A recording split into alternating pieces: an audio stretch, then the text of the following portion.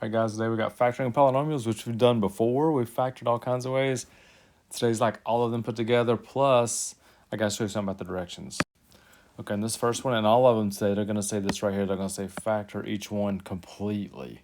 And when you see the word completely, that usually means you got to do more than one thing. I'm going to show you a couple of these. Probably won't do all three of these.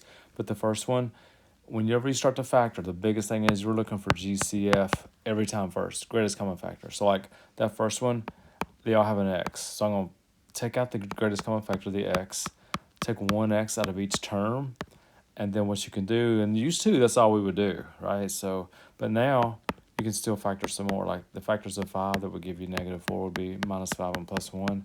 So we factored completely. All right, that's what it's talking about. Like usually more than one step. That's 2b, and we won't do c.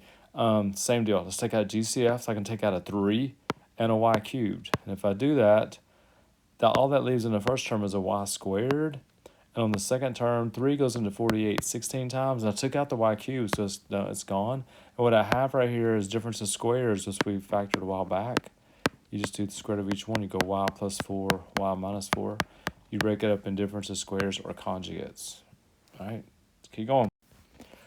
Look at these directions. Factor these two completely. All right, now, we haven't had the cubics yet. I'm going to give you a great gesture for that, but basically it works like this. You do a small parentheses, big parentheses, the cube root of each term, square the first one, multiply together, change the sign, square the second one. That's the pattern. That's how you do cubes. Now, if you look at the second one, I'm going to change colors here. Again, look for GCF before you do any of that. So they're both even. I can take out a 2, and they both have an s squared. And if I take out a 2s squared, 2 goes into 16 8 times. There's also 3 s's left over. 2 goes into 54 27 times. And if I'm looking at the terms inside that parentheses, they both have cube roots. And you can factor cubes whether it's plus or minus. So I'm going to small parentheses, big parentheses again. Cube root of the first term, cube root of the second term, square the first in there, multiply together, change the sign, and square the second. Now, guys, you're going to have to just memorize that pattern for cubes like we did. And those two. All right, a couple more here. Again, factor completely. This has 4 terms, so you know automatically we're thinking about grouping. So let's group these things. The first 2 terms have a z squared in common. That leaves a z plus 5. The second 2 terms are both negative, so I'm going to take out a negative. They both have a 4, and guess what that leaves? Z plus 5, which is what I needed. Okay, so I'm going to put those z plus 5 first like I usually do.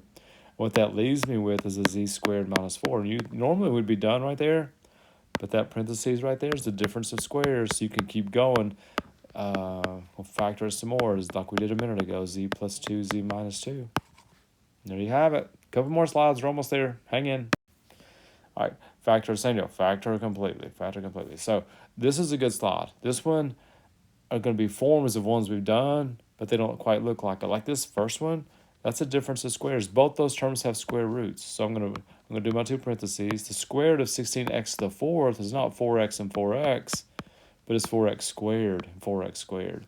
The square root of 81 is 9, so I'm going to do minus 9 plus 9. Now, this one right here I can't do anything with because it's a sum of squares, so you can't factor that. You're stuck with that one. But the second one right here, that's a difference of squares again, just like how we started this problem.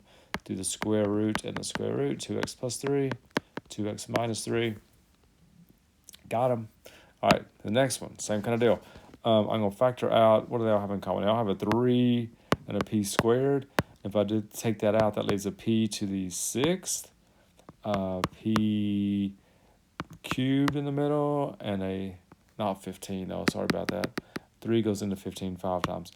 5p to the 3rd, and then 18, 3 goes into 18 6 times. Now, this is a weird one, but hang with me here. This is a trinomial, and think about factors of 6 that have to be 5. And the answer is 3 and 2 that have to be 5, and multiply to be 6. So usually I would do this. I would say p plus 3 and p plus 2, but that doesn't give me a p to the 6th power. And the middle exponent is a 3, which is a hint. All right, so what I have to do instead is put a p cubed and a p cubed instead of the p's.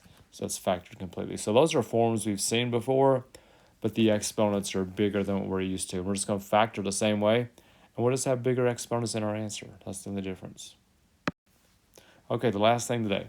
It says determine whether, we'll just do one of these. Determine whether x minus 2 is a factor of that. And here's the deal about factors.